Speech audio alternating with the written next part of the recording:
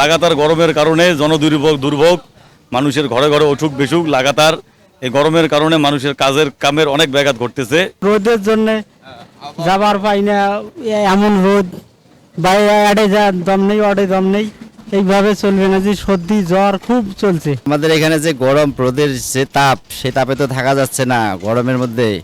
আর যে গরম ঘাম, শরীরে ঘামের কারণে অনেক লোক অসুস্থ হয়ে যাচ্ছে, জ্বর হচ্ছে, এই ডায়রিয়া হচ্ছে।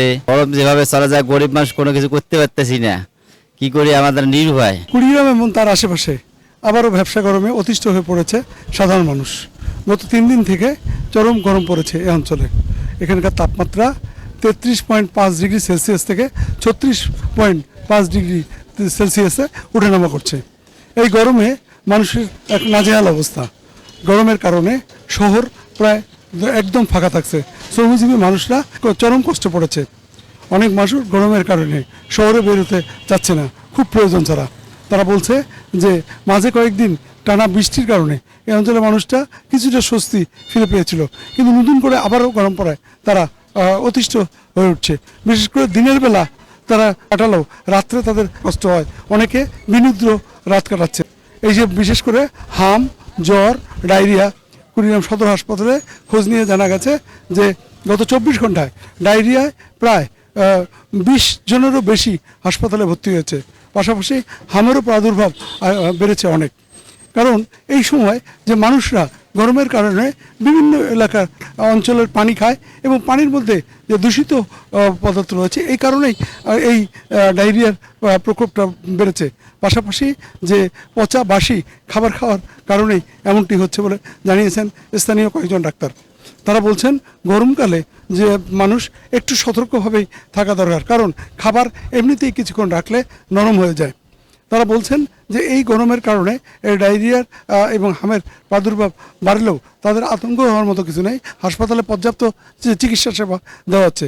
তবে আপনাকে বলে রাখি, সর্বোচ্চ হাসপাতালের যে অবস্থাটা ডায়রিয়া বিভাগে, এখানে মাত্র 12টি সিট রয়েছে, কিন্তু রোগীর সংখ্যা প্রায় 50 জনের মতো। প্রতিটি সিটেই 2 থেকে 3 জন করে ডায়রিয়া রোগী এই ভর্তি হয়ে আছে।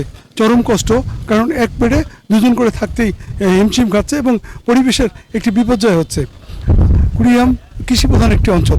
এই অঞ্চলে মানুষ শ্রমজীবীর উপরেই পুরোপুরি নির্ভর করে, কিন্তু এই গরমের কারণে মাঠে শ্রমজীবী মানুষরা বেশিক্ষণ কাজ করতে পারে না, যে কারণে তাদের কষ্ট হয়, একটুতে হাঁপিয়ে ওঠে। বিশেষ করে পল্লী বিদ্যুতের লোডশেডিং চরম আকার ধারণ করেছে।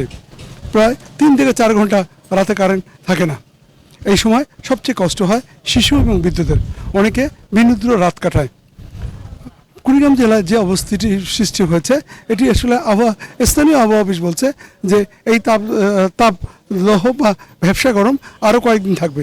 এরপরে বৃষ্টি হওয়ার সম্ভাবনা রয়েছে, যেহেতু সাগরে এখন লঘুচাপ চলছে, যে কারণেই এই ভ্যাপসা গরম সৃষ্টি হয়েছে। হয়তো এটি আরও 2 থেকে 3 দিন থাকবে বলে তারা জানে না এই অঞ্চলের মানুষ কবে তারা স্বস্তিতে থাকবে।